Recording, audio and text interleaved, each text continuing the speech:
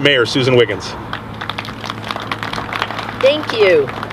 I can't tell you how happy I am that we are officially opening this, and what a wonderful addition it's going to be to our city. And I also can't tell you how happy I am that I'm not out here in 14 layers of clothes freezing to death.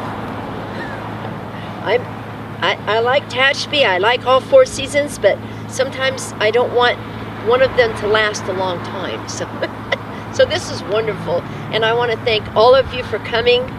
This is such a great addition to our city. I was downtown on Saturday, and the place was jam-packed, which is wonderful. This parking lot was almost full. There were people everywhere, shopping, eating, laughing, having fun. And at this time, I'd like to turn it over to Jay Schlosser, our city engineer. Thank you. Thanks, Susan. Greg asked me to just give you guys a couple of comments on how this project came to be. So let me start quickly with a brief history of the project. The project started over 4 years ago for the city. Initially, we received comments from the public about the adequacy of the previous stop that we had in front of the Kmart and the Burger King area, and that shelter not being large enough, and the number of passengers that we were having coming to and from that area for bus service was not sufficient. So we initially tried to enlarge that service. That didn't work out, and then all of a sudden staff realized that we had this vacant lot in the middle of downtown that might serve 2 purposes. And so that's how this project came to be. We hatched the idea of adding commuter parking to this area. So I don't know if you guys know that 68% of the community of Tehachapi commutes out of Tehachapi every day for work, whether that be down to the Bakersfield area or over to Mojave to the spaceport or down into the Lancaster-Palmdale area. A large portion of our population leaves every day, and so many of them will ride share together or van pool. So the idea of adding all of this additional parking so that they could be centralized in a safe, well-lit place in our downtown, and then couple that with Kern Regional Transit and their bus service to the Lancaster and over to the Bakersfield area would all be brought together in a centralized location, again, for security's sake, as well as to bring the bodies into downtown and help the businesses in this area, as well as help relieve some of the parking issues for the businesses that are elsewhere in town. So that's the idea. The parking lot that you see here is just over 100 parking spaces, which are used primarily, it is public parking, so commuters have the first grab at it every morning because they're usually here first, but it's also available for parking for events on the weekends or for businesses here in the downtown area. And then it also boasts, the project includes both sides of the street. I don't know if you noticed that on the other side there is a bus turnout for buses that are heading eastbound into the Lancaster area. Those turnouts are there, as well as pedestrian improvements allowing you to park here and then cross safely to pick up a bus heading that direction, or to pick up a bus heading towards the Bakersfield area on this side. So this project total was about a $1.6 to $1.7 million project.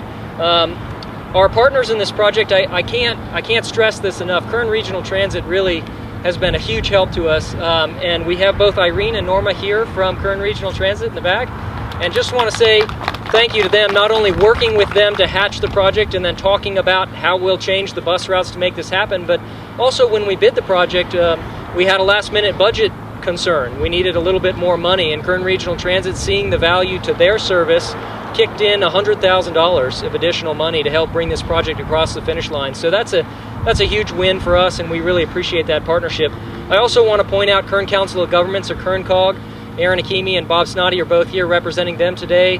Their leadership, this project is funded through 3 or 4 different funding sources. The chief funding source is Congestion Mitigation and Air Quality Act, or CMAQ money.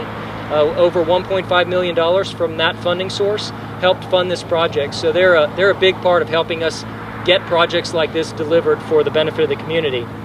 Also, in addition to Kern Regional Transit using this facility, you'll expect to see Amtrak buses, Greyhound buses, Orange Belt buses, all utilizing the bus pickup and drop-off areas in the future. And so that's just another way that we help serve the community with this facility. Lastly, I'd like to just thank a few people who really had a bunch to do with getting this delivered. The first and foremost is the City Council, who, as a City Engineer and Development Services Director for the community, I can't tell you guys enough, being on this side as staff, how appreciative I am of being able to sort of be given the freedom to go build the community the way any engineer wants to do it. You go to school to do these things, and our council has been really supportive of our efforts at the staff level to do projects like this. So thank you to them for that. I want to point out the engineering team that's here. Andrew Norton, Jason White, and Denise Jones are on the back. You guys wave your hands real quick. They're the folks on the front line dealing with the contractor or dealing with the paperwork, and they're my staff that help deliver this. RC Becker was the contractor. I don't think, is there a representative from RC Becker here today? They were the contractor that actually performed all of the heavy lifting on this project, and there was a lot to do. And so thank you to RC Becker for being a partner of ours in getting this project done. Four Creeks Incorporated is the engineering firm that designed this project. They're out of the Tulare Visalia area, so thank you to them. And of course, Kern Regional Transit and Kern Council of Governments, as we go through the thousands of decisions that go into producing something like this. We can't thank you enough for everything that you do. So at this point, we're going to ask Aaron to come up and say a few words on behalf of the Kern Council of Governments. Aaron Hakimi, thank you guys. Thank you, Jay. Isn't it great when a plan comes together? Yes. Unfortunately, it takes us years to deliver these projects.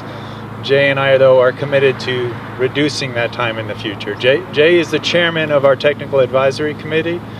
Greg is a former chairman of that Technical Advisory Committee. And for those of you that don't know, Kern Council of Government is made up of a mayor or a city councilman from each of the 11 cities in Kern County and 2 representatives from the Board of Supervisors. This is a great example where multiple agencies in Kern County have come together. It's also a great example of a very competitive program. The CMAQ program is a federally funded program that's competitive. Only the best of the best projects get selected for funding. And congratulations to Jay and his staff for continuing to put forward great projects, and it's a pleasure to deal with an agency like Tehachapi that comes through, meets their commitments, delivers on time, usually within budget. But speaking of budget, it's also a pleasure when we can get other agencies on board, the way we've done with Bakersfield and Tehachapi sharing funds or agreeing to share funds to deliver important projects. Thank you all for inviting us, and thank you from the entire region for delivering a project that will improve our air and make things safer and easier for people to commute down to Bakersfield and to Lancaster and Mahone. Thank you.